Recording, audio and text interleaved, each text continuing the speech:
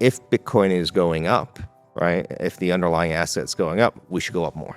You know, it's fairly simple, right? Like, and so if you're able to lever something up, you should trade at more than the underlying asset. If you buy access to one of Strategy's Bitcoin at the beginning of the year, right? Like if you buy access to one of our Bitcoin in 1 Bitcoin per share, what is the right level of credit to issue?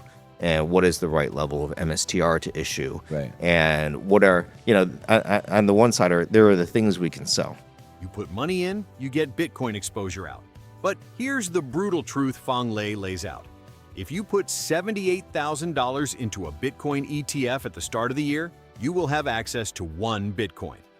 At the end of the year, you'll have slightly less than 1 Bitcoin because the ETF charges fees. That's it. That's the entire value proposition. 1 Bitcoin in, 1 Bitcoin minus fees out. You're not growing anything. You're not compounding anything. You're just holding a wrapper around an asset. That's not a bad thing for certain investors. But for those who want their Bitcoin working for them, Phong argues there's a fundamentally better model. If you found value in this breakdown, please hit the like button, subscribe, and share it with other investors who are paying attention. We're here to keep bringing you sharp analysis and voices that understand what's unfolding. Thanks for watching. First of all, if you want an ETF, you can buy IBIT or you can buy MSBT now. Morgan Stanley put out what is a 14 basis point fee ETF, right? When we first started this in 2020, we bought and held Bitcoin. And that's all we did. We had a software business and then we bought and held Bitcoin. And so at that point in time, we should be valued you know, at 1x our underlying asset, which was Bitcoin. Makes sense, right? We then started to lever up, right? And levering up means we took on convertible debt, secured debt. And if we lever up, we were able to then buy more Bitcoin, right, on leverage. And at that point in time, when you lever up the company, if Bitcoin is going up, right, if the underlying asset's going up, we should go up more. You know, it's fairly simple, right? Like, and so if you're able to lever something up, you should trade at more than the underlying asset, right? As you grow that leverage and as the underlying asset grows in the value, we should trade it more than that, right? And then we did something interesting, which was a better form of leverage, which we call amplification, which are these preferreds, where we're not diluting the common stock.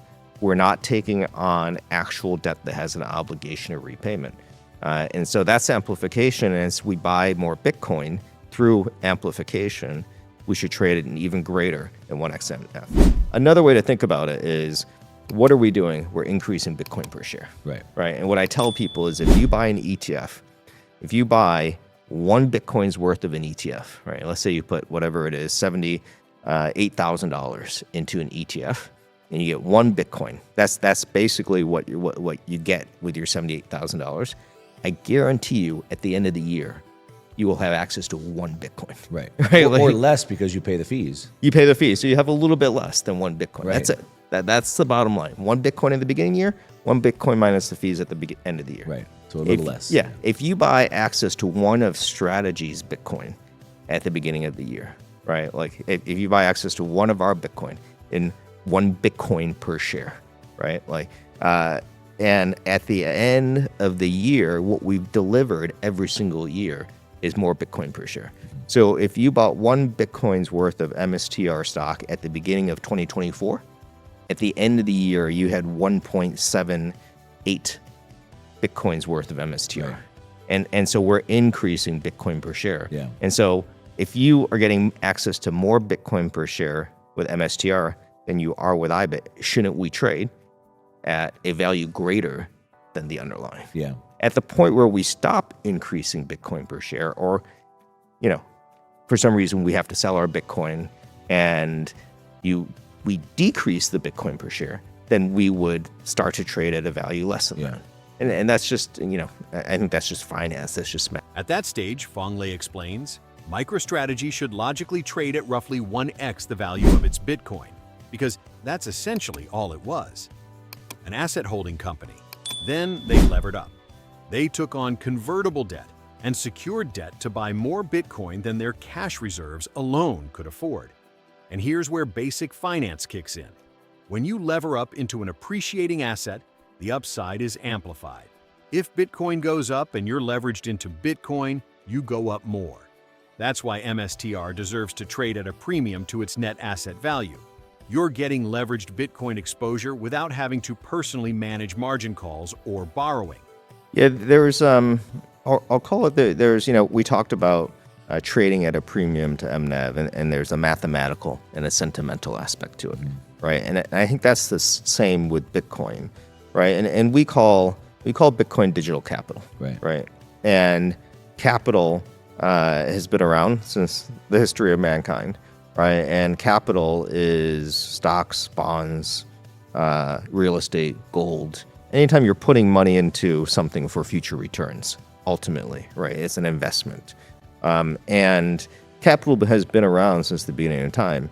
And Bitcoin is the digital transformation of capital.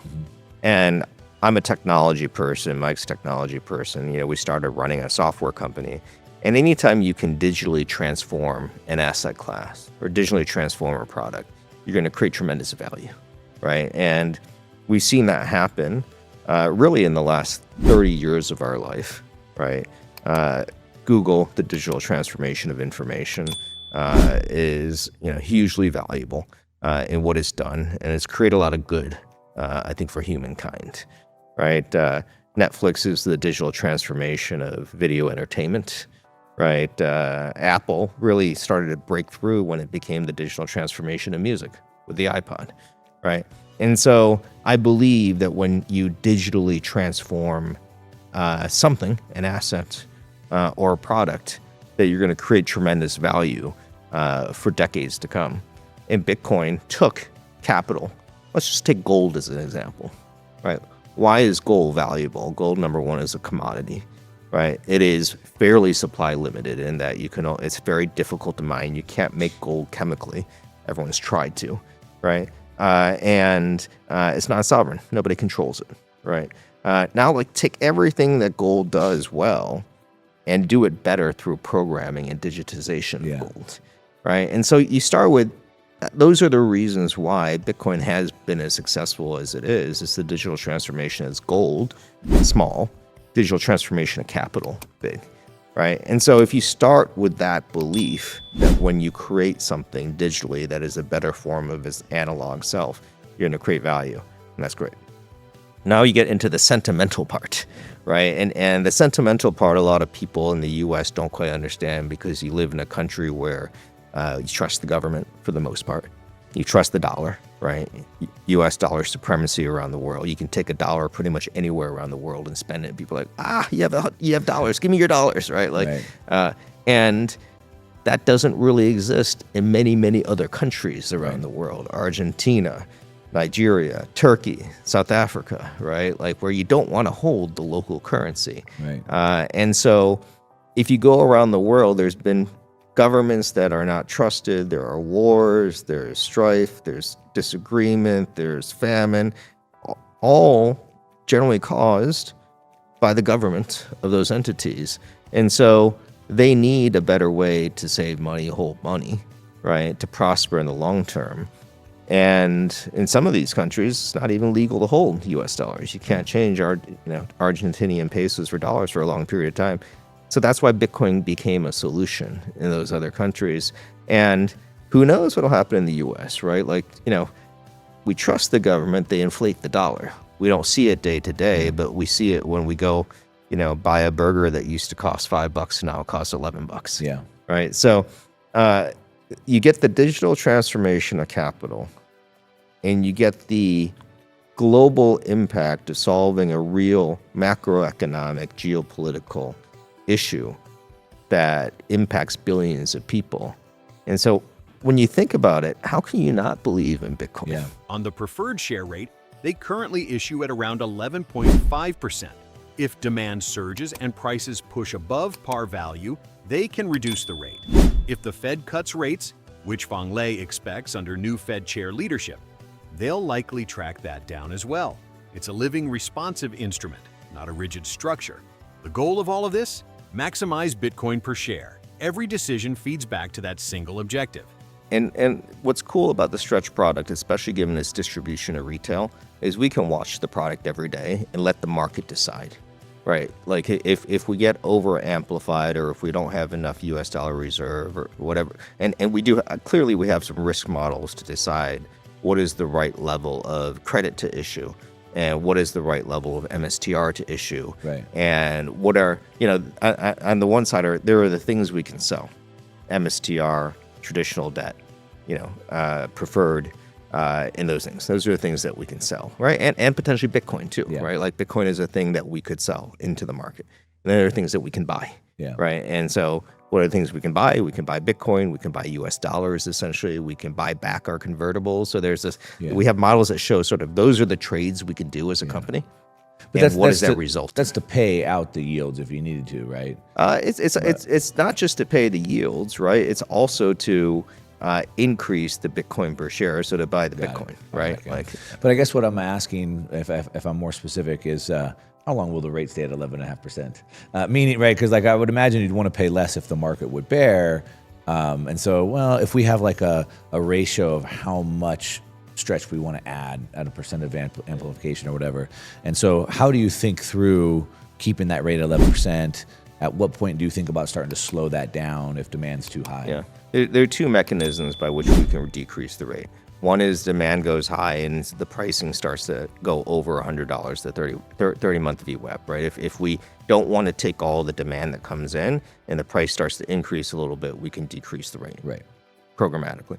The other thing is if you don't want to take all the down. demand that comes in, so then that's the question. So is there a point where you get too much demand, you're like, we just don't want to bring on that much? Not yet. Not yet. There could be over time, because the other thing is let's say what will likely cause the demand to increase is the Bitcoin price will increase, right? And if Bitcoin price increases, then our asset base goes higher, right? The amount of Bitcoin we have is now worth about $60 billion. Mm-hmm. Let's say Bitcoin price doubles, it's $120 billion.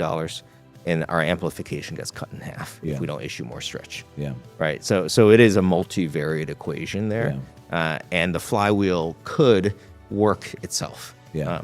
But yeah, I mean, the other mechanism to decrease the rate is if SOFR goes down, which it likely will with the new Fed chair.